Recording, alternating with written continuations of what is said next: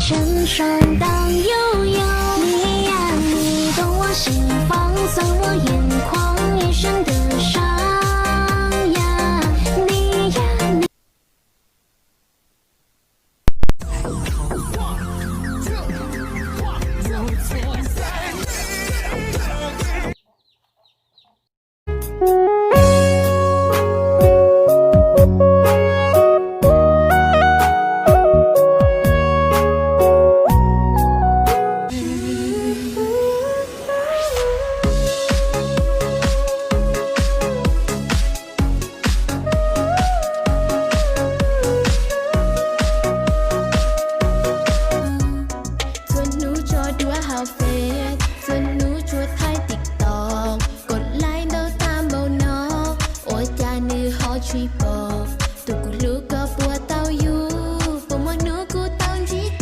身上荡悠悠，你呀你懂我心，放松我眼眶一生的伤呀。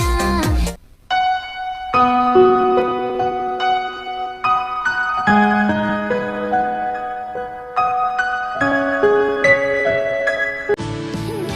种让我的解读，凝视我的血配的你。Tầm cao theo tiếng đâu lo, cùng anh bước trên con đường. Ta sẽ không quay đầu để rồi phải tiếc nuối những chuyện cũ đã qua, giữ trái tim luôn yên. 有起我心。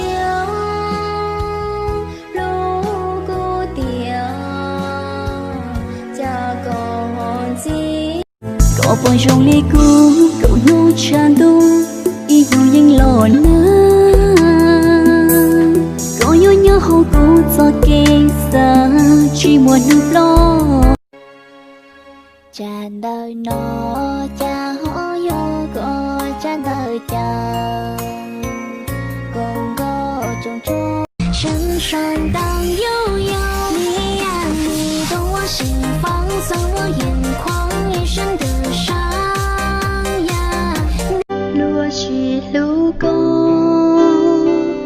gió xa khó tua vì chân chúa